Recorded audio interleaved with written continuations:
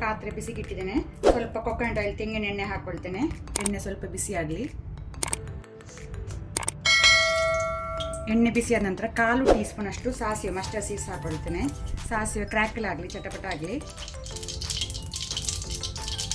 ಈಗ ನಾನು 3 ಬ್ಯಾಡಗಿ ಮೆಣಸನ್ನು ತುಂಡು ಮಾಡಿ ಹಾಕ್ತೇನೆ. ಖಾರಕ್ಕೆ ನೀವು ಹೆಚ್ಚು ಕಮ್ಮಿ ಮಾಡ್ಬೋದು. ನಾನಿಲ್ಲಿ ಹಸಿ ಮೆಣಸು ಯೂಸ್ ಮಾಡೋದಿಲ್ಲ, ಬರೀ ಇವತ್ತು ಒಣ ಮೆಣಸು ಯೂಸ್ ಮಾಡಿ ಮಾಡ್ತಾ ಇದ್ದೇನೆ. ಫ್ಲೇಮ್ ಲೋಲಿ ಇಟ್ಕೊಳ್ಳಿ.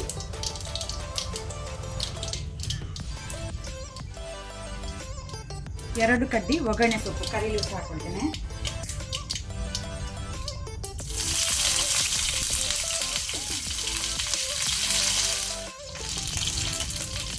ಆರು ಎಸಳು ಬೆಳ್ಳುಳ್ಳಿ ಗಾರ್ಲಿಕ್. ಸ್ವಲ್ಪ ಇದನ್ನು ಲೋ ಫ್ಲೇಮಲ್ಲಿ ಫ್ರೈ ಮಾಡುವ. ಬೆಳ್ಳುಳ್ಳಿ ಕೆಂಪಾಗಬೇಕು. ಈಗ ನಾನು ಒಂದು ಈರುಳ್ಳಿ ಹಾಕ್ಕೊಳ್ತೇನೆ, ದೊಡ್ಡ ಸೈಜ್.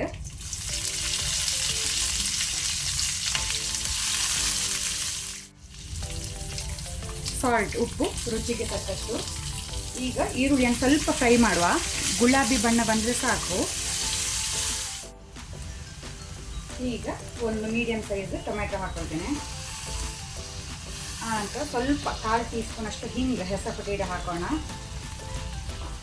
ಸ್ವಲ್ಪ ಟೊಮೆಟೊವನ್ನು ಫ್ರೈ ಮಾಡ್ಕೊಳ್ಳುವ. ಈಗ ನಾನು 250 ಗ್ರಾಮ್ ಅಷ್ಟು ಯಾಮ್ ಸುರುಣಗೆಡ್ಡೆ ಹಾಕ್ಕೊಳ್ತೇನೆ. ಚೆನ್ನಾಗಿ ತುಂಡು ಮಾಡಿ ಹಾಕ್ಕೊಳ್ಳಿ.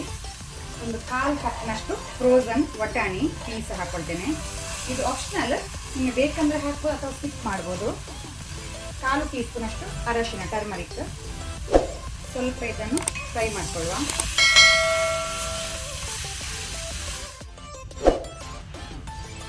ಒಂದು ಅರ್ಧ ಟೀ ಸ್ಪೂನ್ ಅಷ್ಟು ಬೆಲ್ಲದ ಪುಡಿ ಹಾಕ್ಕೊಳ್ತೇನೆ, ಜಾಗರಿ. ಇದು ಸಹ ಆಪ್ಷನಲ್, ಆದರೆ ಸ್ವಲ್ಪ ಹಾಕ್ಕೊಂಡ್ರೆ ಟೇಸ್ಟ್ ಒಳ್ಳೆಯದಾಗ್ತದೆ, ಟೇಸ್ಟ್ ಬ್ಯಾಲೆನ್ಸ್ ಮಾಡ್ತದೆ. ಅದಕ್ಕೋಸ್ಕರ ಸ್ವಲ್ಪ ಹಾಕ್ಕೊಳ್ಳೋದು. ಇನ್ನು ಸಿಹಿ ಆಗೋದಿಲ್ಲ ಸ್ವಲ್ಪ ಹಾಕ್ಕೊಂಡ್ರೆ. ಒಳ್ಳೆ ರೀತಿ ಮಿಕ್ಸ್ ಮಾಡಿ ಫ್ಲೇಮನ್ನು ಲೋವಲ್ಲಿ ಇಟ್ಕೊಂಡು ನಾನು ಇದನ್ನೀಗ ಬೇಯಲಿಕ್ಕೆ ಇಡ್ತೇನೆ, ಬಾಯಿ ಮುಚ್ಚಿ.